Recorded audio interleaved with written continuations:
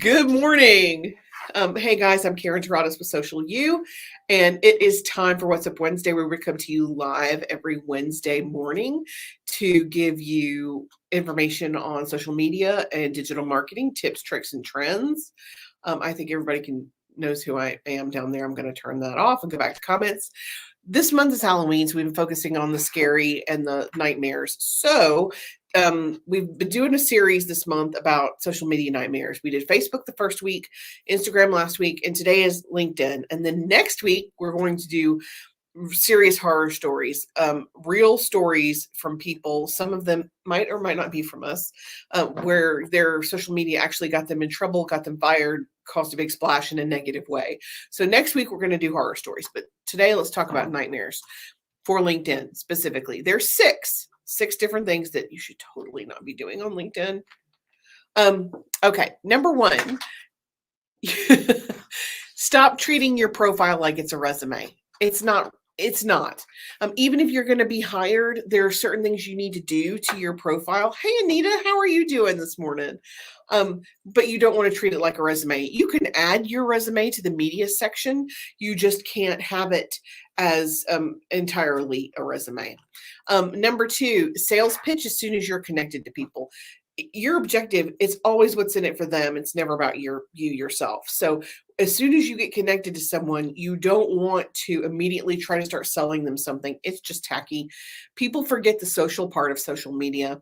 When you're networking with someone and you walk up to them in a networking or a lunch and learn or a chamber event, you would not walk up to someone and throw 20 business cards in their face and scream at them, hey, buy this from me, and run off. And essentially, when you connect with someone on social media and you're sending messages constantly about purchasing, that's pretty much what you're doing. So please don't do that.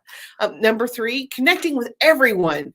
You do need to be a little bit discerning versus connecting with no one. You have to have connections. Ideally on LinkedIn, somewhere between 250 and 500. That's your sweet spot. You can always have more than 500. But pay attention to who's asking you to connect. No shade to the folks who are overseas. However, there are some folks who are overseas who are spammy. That's what they do. So you have to pay attention to who is trying to connect with you, where they're from, what they do for a living, and just in general, kind of what they, who they are. So go look at their profile. If there's no picture, that is definitely a red flag. If they don't have any information or experience, also a red flag. Overseas, red flag. And there are a couple of industries or professions that are also prone to spamming. So you just kind of have to watch out for that. Okay, number four, not being active. Not being active includes not posting or not engaging after you post. So we're talking about LinkedIn has 722 plus million members and only 3 million contributors monthly. Those numbers are tremendous. So you have this huge audience and less than a percentage of those people actually post content on the regular. So you can stand out immediately just by posting. And you don't have to post a ton of stuff. Talk to other people, like other pages, like other groups, talk about discussions, ask questions. That's what I mean by engaging. And I commonly refer to it as the rule of three. Connect with 3 people, make 3 comments, post 3 posts a week. 3 is very helpful to keep you kind of active online. Number 5, sending emails without consent. This is a huge no-no. You can definitely, there's an area on LinkedIn where you can download and export your connections file, and it includes their email that they use to sign up for LinkedIn. So now you have their direct email instead of just their InMail. You should not solicit anyone or add them to your newsletter or add them to your distribution list without their express consent. So that being said, please don't do that. Super spammy. And number 6, has many parts. So number 6 is profile errors. And I've broken it down into 7-ish of the worst mistakes for profile errors. So that includes number 1, no headshot. Come on. I mean, there's no reason to not have a professional headshot. It's 2021. Profiles with headshots get something like 21 times more views and 36 times more messages than they don't. And to me, it's a red flag. If you are on LinkedIn and there's no headshot, I don't think you're a real person. So I'm not going to connect with you anyway. You must have a headshot. And when I say headshot, I mean a headshot of you yourself sometime in the last year, 2 years max. Nobody, I'm sure your husband is lovely. He doesn't need to be in your picture. It doesn't need to be a wedding picture or your senior graduation picture from 47 years ago or your dog or your baby. It needs to be you, your face, professional, very professional.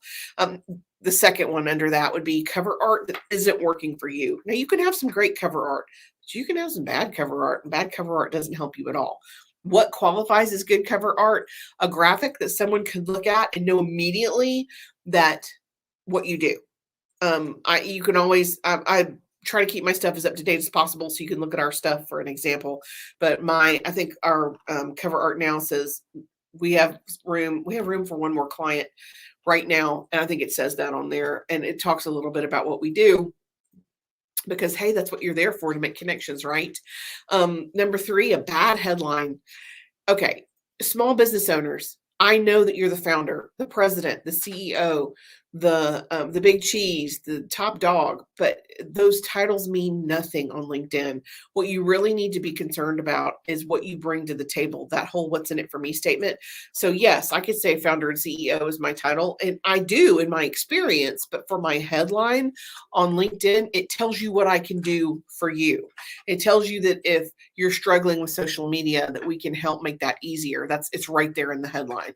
And the best part about that is Google loves LinkedIn. So when my name comes up with LinkedIn, that tagline shows, my name shows, my custom URL shows, because those 2 sentences, all that stuff pulls up on Google when people look for me. So bear that in mind when you're generating your headline. Number 4 would be bad summary. And when I say bad summary, I mean they're not complete sentences. There's no keywords. It's just this random, like, and I see this a lot where people will list out some of their skills, but it's not cohesive. Again, there's no complete sentences, or even worse, it's in third person. You're not talking about you. You are talking as if it is you. So in your summary, you're going to say, it's been my experience, or I graduated from, or I have been doing this for this many years, or this is what I bring to the table, versus Karen's been doing this I hate that, drives me crazy. So don't do that. And those keywords are searchable. LinkedIn has the most robust searching tool of any of the platforms. Use it to your advantage. Number 5, not listing enough details and experience, especially if you're job hunting. You need to have a list of what you bring to the table as what you did for your job responsibilities as part of your experience, because it just makes things so much easier for people to be able to find you and understand what you can and cannot do. What number are we on? 6, 5. I don't know. Okay. Not listing enough details and experience. Yeah, we did that already. Okay. Hold on. That means I need some more caffeine. Better. The next one. What number it is. Not asking for recommendations. Ideally, you want about 1 for every 100 connections, and recommendations are great. And you have to think about it like this. When you're looking for a restaurant, or if you're buying a product on Amazon, do you check the reviews? I bet you do. And I will look at how many reviews and how many are positive and how good they are. I don't know any of those people. That could be fake. But if there's a bunch of good ones, I'm going to believe it, because that's human nature. You want to believe third-party endorsement. So if you have recommendations, that's somebody else telling your potential client or your potential new hire or your potential employer that you're awesome. So you have to ask for those recommendations. Becky says you always check the reviews. Yeah, you do. You have to make sure that they're, for one, that they're good, but recommendations in particular, you got to ask for those. People, even people who love you might tend to be lazy. So you do have to ask. It is very rare that someone will just randomly send you this awesome endorsement. So ask. It's okay to ask. And then the last one is not listing your volunteer experience. A lot of people forget the volunteer experience. 42% of the hiring managers value volunteer experience as much as job experience. The world recognizes that it's just as hard to organize and facilitate the marathon, the Mercedes marathon, as it is for you to run your project that upgrades all the equipment at Alabama Power. It can be equally challenging. So if you volunteer for a nonprofit, or if you did work on this project, whatever it is, you need to list it in your volunteer experience, because number 1, it's just like doing a regular job, only you're doing it for free. I think, which is very valuable. And number two, you never know who shares your love for that same nonprofit. The company that you've been trying to get into, for all you know, the president is the sits on that board. They may be one of the founding board members for the Humane Society, and that's one of the things you volunteer for. So you never know who knows what. So that is it for LinkedIn Nightmares today. Quick recap, just going to quick go through. Don't treat your profile like a resume. Don't start selling people as soon as you're connected. Please don't connect to everyone. You do need to be a little discerning. I'm not saying don't connect to anyone. You need 250 connections quickly to kind of validate your profile, but not everybody. It is okay to be discerning. Be active. That means engaging and posting content. Please, this is the biggest one. If you don't get anything else from this, do not send emails without consent. People hate that. So it's like when you are at a networking and you give someone their business card, they give you their business card and you add them to your newsletter. Not without permission. And then profile errors. And some of the worst profile errors are no headshots, bad cover art, bad headline, no customized URL, bad summary, not listing enough details in your experience, not asking for those recommendations, and not listing your volunteer experience. Please make sure it's okay to toot your own horn.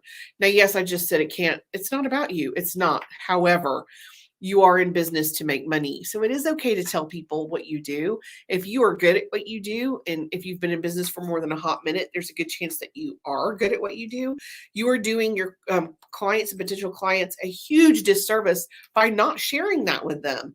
We help people. We have increased revenue. We have grown sales for clients. And I feel like I am doing them a great disservice if I don't share that information with them because I can help. So kind of bear that in mind. Okay. I will be back next week on Wednesday also. So you guys, we're going to really talk about some horror stories. Yeah. Next week. And then let me know if there's any specific topic you want for November. I think we're going to do holiday promos. Really dive deep into holiday promos, contests, giveaways, promotions, that kind of stuff. Thank you for joining me. I'm Karen Taradas with Social U, and until next week, I'm here to help. Thanks.